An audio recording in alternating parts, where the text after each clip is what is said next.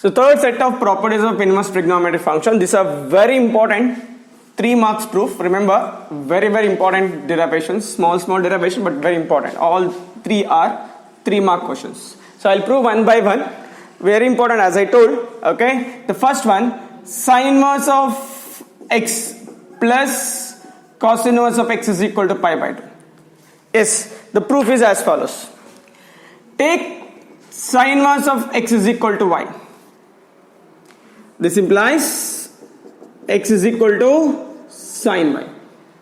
And you know that the relation between the sin x and cos x is like this. Sin pi by 2 minus x is equal to cos x, right? As well as cos of pi by 2 minus x is equal to sin x.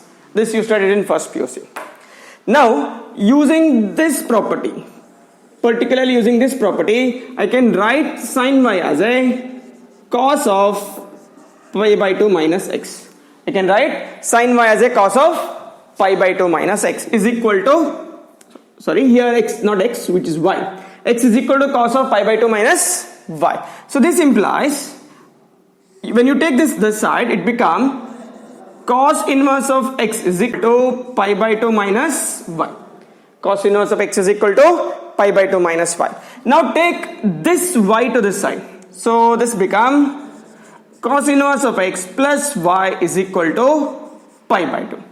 In the beginning, you took y is nothing but sin inverse of x, right? In the beginning, you took y is equal to sin inverse of x. Now you are going to replace this here. So what you will get? Cos inverse of x plus, what is y? Yes, sin inverse of x is equal to pi by 2. So this complete the proof. Observe carefully here. Take one of the term as y, not both, one term as y. Take sin into that side, becomes x is equal to sin y. Then use a property of trigonometric function like this. Take cos into this side, take y into this side, you'll get the proof. Similarly, the next two proof, very simple, same as that of the first one. So I'll explain next two also. Remember, all these 3 are very important 3 mark questions. So I'll move to the next one. Secant inverse of x plus cosecant inverse of x is equal to pi by 2. Yes. Here also, take one of the term as a y, not both. So let me take here, for change, cosecant inverse of x is equal to y. So this implies, as you know from the definition, it is nothing but x is equal to cosecant y, right? Yeah. Use the property of trigonometry. Which property? Cosecant pi by 2 minus x is equal to secant x. Similarly, secant of pi by 2 minus x is equal to cosecant x. So which property we should use here? Yes, the second one. Because we have here cosecant y and I want to write this in terms of secant. So cosecant x is equal to secant of pi by 2 minus x. Therefore cosecant y is equal to secant of pi by 2 minus y. So using this property here, you will get like this. Now as usual, take this secant inverse into this side. So this implies pi by 2 minus y. What will happen? It becomes secant inverse of x.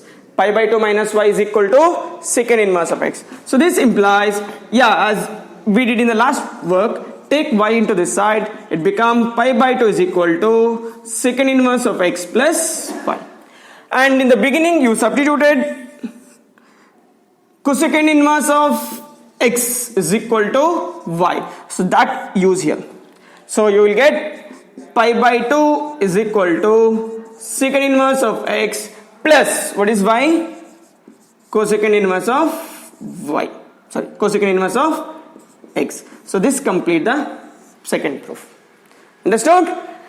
As I told, take one term into y. Maybe secant inverse of x or maybe cosecant inverse of x, one of this. So I took here cosecant inverse of x equal to y. X is equal to cosecant y. Remember, I am using the property of first PUC trigonometry. That is, cosecant y can be expressed as secant of pi by 2 minus y. So take secant into this side, become pi by 2 minus y is equal to secant inverse of x. Take y into right hand side, become pi by 2 is equal to secant inverse of x plus y. Already you took in the beginning y is nothing but cosecant inverse of x. So pi by 2 is equal to secant inverse of x plus cosecant inverse of x. This complete the second statement, proof of second statement.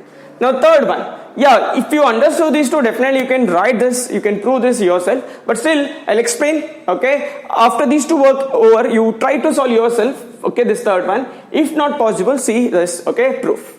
Yes, again I'm going to take one of the term into y. Let me take tan inverse of x is equal to y. So you know this implies you can write x is equal to tan y. Use the property of trigonometry that you can express tan in terms of cot or cot in terms of tan, like this. So here use this property and write this as a implies x is equal to cot of pi by 2 minus y. X is equal to cot of pi by 2 minus y. So this implies, yeah, as usual, take this into this side, you will get pi by 2 minus y is equal to cot inverse of x. This implies pi by 2 is equal to, now what we should do? We should take y into this side, so it become cot inverse of x plus y.